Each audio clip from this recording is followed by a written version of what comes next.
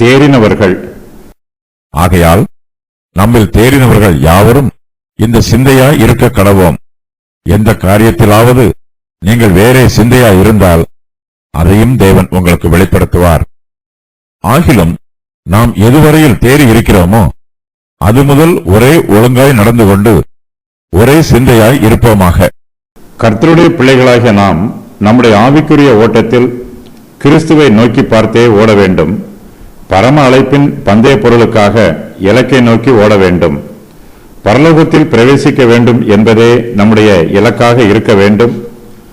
இப்பிரபஞ்சத்தின் மீது ஆசை வைக்காமல் பரலோகத்தையே நோக்கி பார்க்க வேண்டும். விசுவாசத்தில் தேறினவர்கள் எல்லோரும் இந்த சிந்தனையாகவே இருக்க வேண்டும். நம்முடைய ஆவிக்குரிய ஓட்டத்தில் நாம் ஓரளவு கடந்து வந்திருப்போம். நம்முடைய ஜீவியத்தில் ஓரளவு தேறி இருப்போம். நாம் எதுவரையில் தேறி இருக்கிறோமோ அது முதல் ஒரே ஒழுங்காய் நடந்து கொண்டு ஒரே சிந்தையாய் இருக்க வேண்டும். கிறிஸ்துவின் பிரமாணமே நம்மை ஆளுகை செய்ய வேண்டும். கிறிஸ்து இயேசுவில் இருக்கிற சிந்தையே நம்முடைய இருதயத்தில் நிரம்பி இருக்க வேண்டும். கிறிஸ்துவின் அடிச்சுவடுகளை பின்பற்றி நாம் ஓட வேண்டும்.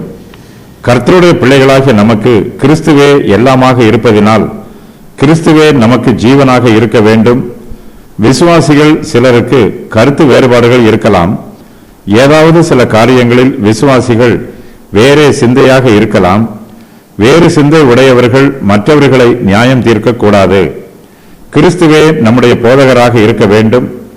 நம்மிடத்தில் வேறே சிந்தை இருக்கும் என்றால் தேவன் அதை நமக்கு வெளிப்படுத்த வேண்டும் என்று அவரிடத்தில் விண்ணப்பம் பண்ண வேண்டும். கிறிஸ்துவை நோக்கி பார்க்கும்போது நம்மிடத்தில் காணப்படுகிற வேறுபாடுவான சிந்தனைகளை எல்லாம் நீக்கி போட்டுவிட்டு ஒரே சிந்தையாய் இருக்க வேண்டும். கர்த்தருடைய பிள்ளைகளாகிய நமக்கு இப்பிரபஞ்சம் நித்திய வாசஸ்தலம் அல்ல. நாம் பரலோகத்திற்கு உரியவர்கள். நம்முடைய குடியிருப்பு பரலோகத்தில் இருக்கிறது. வெகு சீக்கிரத்தில் நாம் பரலோகத்தில் பிரவேசிப்போம் என்று நம்பிக்கையோடு இருக்கிறோம்.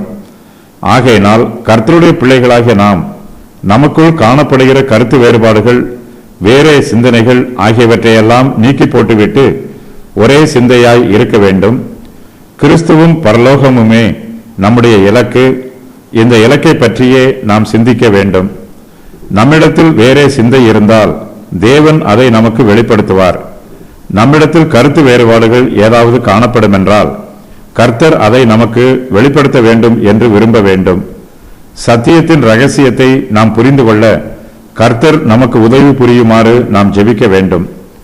நம்முடைய ஆவிக்குரிய ஜீவியத்தில் தேவனை பற்றிய அறிவிலும் பரலோகத்திற்கு நேராகவும் ஓரளவு தேறி இருப்போம். நாம் தொடர்ந்து தேவனுடைய வழிகளில் முன்னேறி செல்ல வேண்டும். நமக்குள் வேறே சிந்தை காணப்படும் என்றால் தேவனுடைய சமூகத்தில் அமர்ந்திருந்து தேவனுடைய வெளிச்சத்தை பெற்றுக்கொண்டு கர்த்தருடைய பாதையில் தொடர்ந்து முன்னேற வேண்டும்.